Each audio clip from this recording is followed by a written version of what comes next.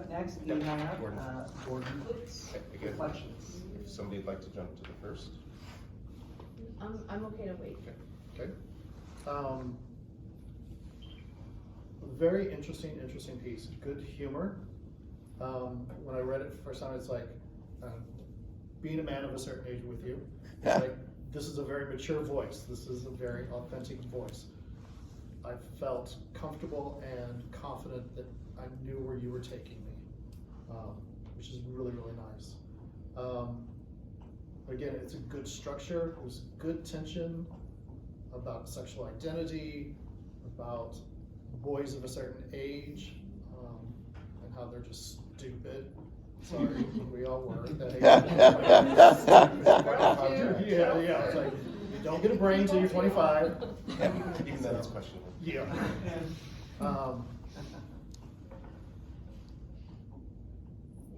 Sometimes I felt like the humor got in the way of the story you're trying to tell. I hate the term sitcom. It wasn't sitcom, but at times it was like it was so funny, but it took me out of that moment. Because you write very humorously, you have good comic timing, and I really enjoyed that.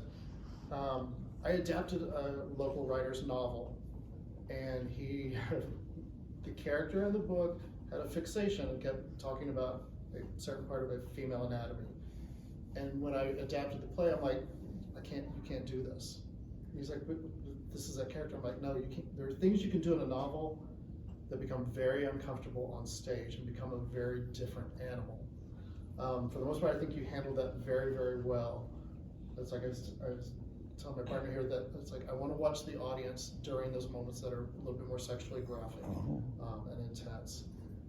No one flinched, everybody accepted, which was really, really good. But sometimes that can be a turnoff for people. So I always say, how graphic do you need to be?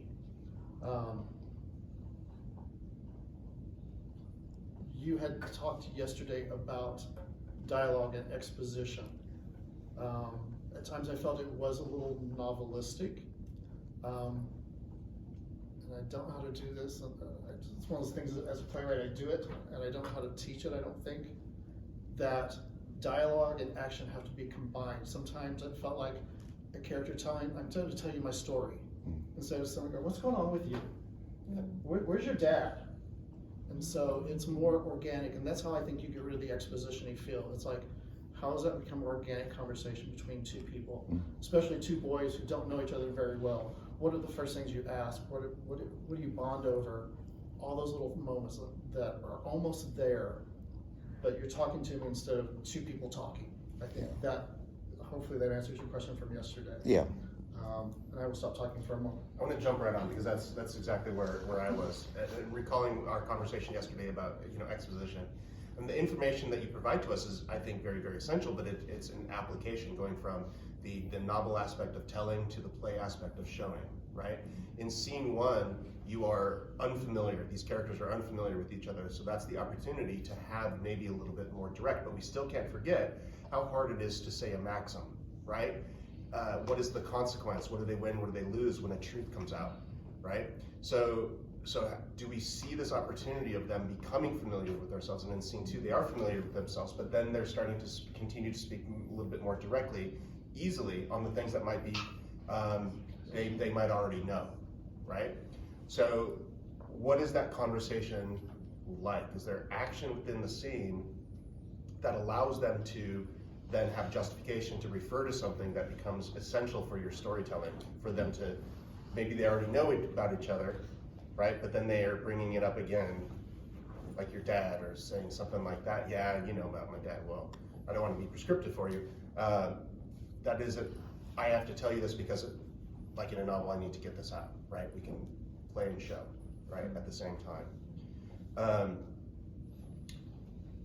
I want to step back from that comment of the idea of what is easy, speaking to each other in familiar or unfamiliar terms, but what is also difficult, even in the unfamiliar, right? The truths should be earned, right? So then there's that question, especially in the first few scenes, are these truths becoming very earned, or are we giving it because we need to tell that part of the story, right? And again, I don't have an answer to that. That would be the question that I posed to you. right? It's hard to look back, especially when a story is personal and say, you know, how do I change this for the dramatic license of it, right? But I do want to talk specifically about the beginning and how these characters enter the stage, both in the read as well as in the staging of it. It was you established your magnitude very well, right?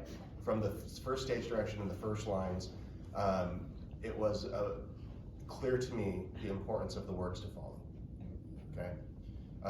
And again, subjective, but hooked me right at the beginning with what you're doing. And I'll pass it to Rosa after that. Yeah, when I read this just off the page, I was like, man, I hope people understand the era aspect of it in the language and that they don't get offended, because that was common, right? Using the, FAGGOT, I can't even say it, that language. Because I know that a lot of audiences are changing now, so, to your points, it might be a disservice to be a little bit too oversharing with language, but also I appreciated that you challenged the space with your words and brought us to that era. And I kept hearing the song every time they would mention it, and I was like, no, actually, no. Right. No matter what, I was like, oh my gosh, I'm in that place, I'm in that era with you. So I think you did a phenomenal job at taking us to the space of like the world. I knew where I was, I knew every little, because I'm an old soul, so I know all the things that you wrote about. I've seen those shows myself. And I appreciated that very much. You painted the world really beautifully. Very similarly to my colleagues, I would say that there are moments when, not redundancy, but I would say that there are opportunities for words that were expressed could easily be shown, or just even the Mary scene. I think there was a moment where she was talking about the book, the Bible. She said it a few times, and then I was sitting there because I read it, and I was sitting there and I was watching it and thinking, oh, she could just, because they've already introduced each other in another scene, she could have just walked in and been like, you want to read my book, right? Something very simple, and have him like lured out, and then we see, oh, he's following her, even if it's a physical, idea like that. But I really valued the characters. I think your actors were phenomenal. They did such incredible chemistry. Yes, I see the applause, the silent applause. But it made the world come to life in such a rich way. I appreciated the diversity of your characters, and the mentioning also of trauma is super important. It's uncomfortable, but it needs to be said. It'll start dialogue with community who are observing in audiences. Uncomfortable conversations that are super important. I like the dentist scene for that reason, and also the priest scene. When those little comedic, there's no need for a child to get naked to get baptized, And I'm like, what's going on here? So, but it was. I'm glad that you showed that. I think there are words that you used in dialogue, like, I'm just gonna say it, my cock or something like that, right? That you also used in some of the descriptions. So just be clear of like, what am I describing as the writer, and then what is the dialogue, to make that differentiation. There were full-fledged adults next to me that were at some moments giggling. And I noticed that, and I said, oh no, I could tell that it was pulling them out of the story, because some people will get triggered with certain words, we still have middle schooler hearts, so some things get said and they're like, and I was like, I'm trying to listen, but I understand, I get it. So yeah, I'm sure I'll share more after we express more. What was your character's name? Paul. Paul. Whose story is it? Is it Paul or Mark? Is that correct? It's Mark's. It's Mark. Mark's. At the beginning, it felt like it was Paul's, and then it flipped felt like it flipped to Mark's. And I thought I liked the idea that it flipped a little bit. I know you're supposed to normally have a protagonist, but it was interesting compared to writing it and listening to it, having it staged. It changed. It transformed itself. So, did you guys feel that it was a big difference between reading it and watching the wonderful actors perform? the stuff that you mentioned about that it was very sort of graphic. Did you feel that more when they were performing it versus when you were reading it? Yes, you always will. If it's spoken out loud, you always will. Okay. There's just something about the spoken word, and when it's something graphic like that, there's a visceral effect in the body, as opposed to reading it. You can kind of like speed through it. When somebody says it on stage, it's like, boom. Well, okay, we have to deal with this. I had the opposite reaction where I read it and I was like, oh, how is that going to be delivered? And then the character who played Mark, he said, yes, it was such a tender delivery of the words and such. I was like, oh God, for actors, I love actors because it wasn't jarring, you know, when even the mental part of like, oh no, this is happening to me. It was so innocent. It was like almost describing a first kiss. And that didn't read like that when I read it on the page, but when I saw the performance, I was like, wow, that was really tender. You know, the words are still a little like energetic, but it was a really tender moment. So, maybe I'm maybe a little different. The only words that do are the actual F word, N word, you know, things that are words meant to harm and to be awful. And I think every other word, you know, can be used as a comma, and it's fine, right? Because it's part of our language. What are we really censoring ourselves for? So I didn't even react either way to it. In fact, I would almost say go further with it. Don't edit yourself in that particular stuff.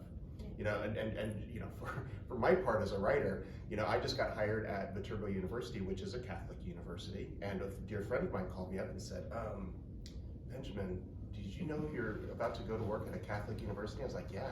You okay with that? And I said, yeah. I'm really excited about it. And they said, but I read your plays. I was like, we're gonna be okay, right? Because I think even within that context of where you would assume people would react negatively to, you know, shit, fuck, crap, whatever, swear, why are we holding back from those words that they're not used to hate, they're used just to describe. So I wasn't uncomfortable at all, whatsoever.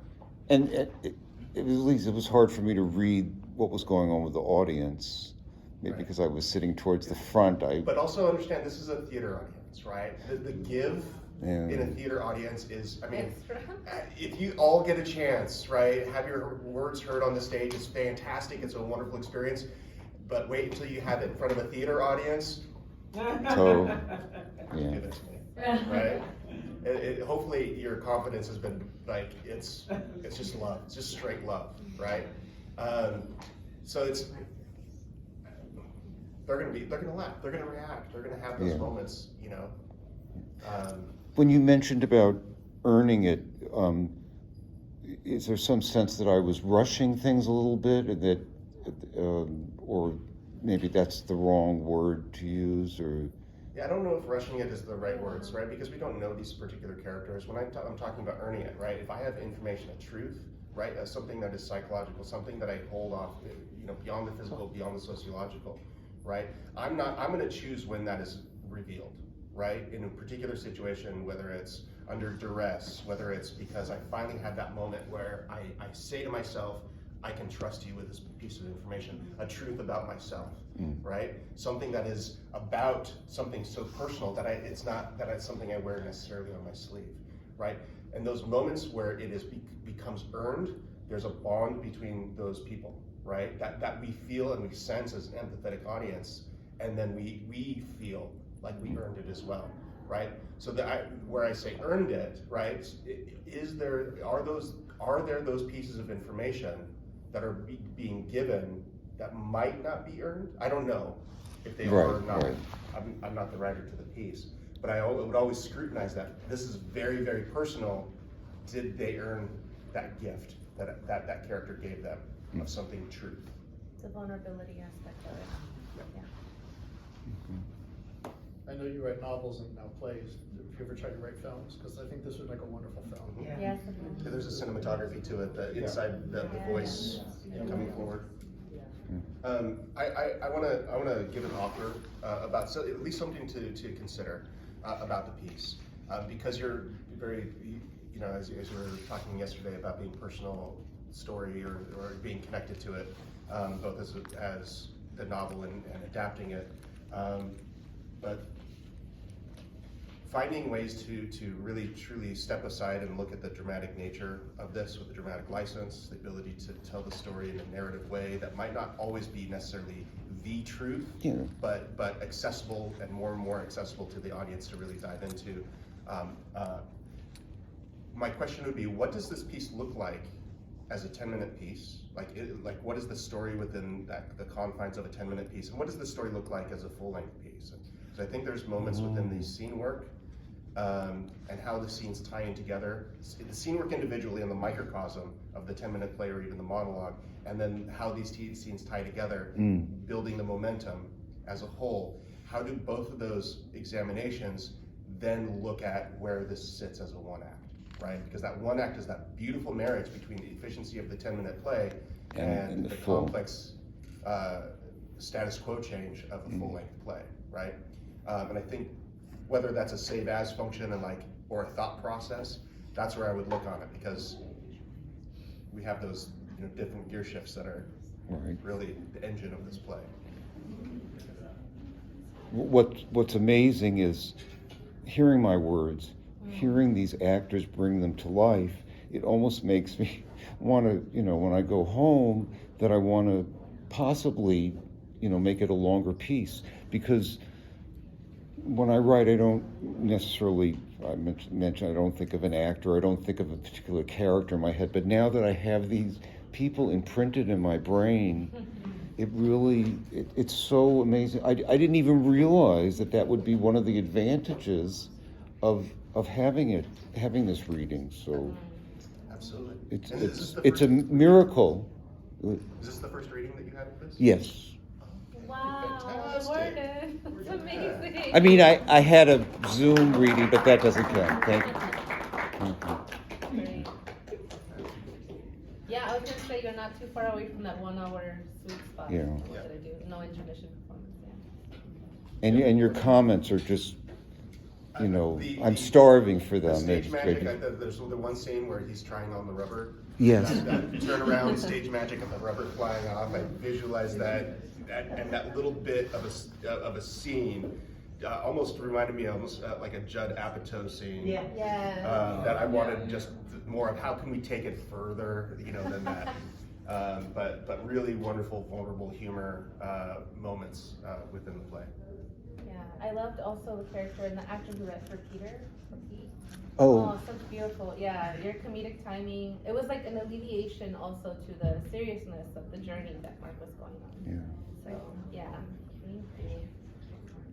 Do you have any other questions? Any No, questions? no, that's been extremely helpful. Thank you so much. Thank you. Oh, God.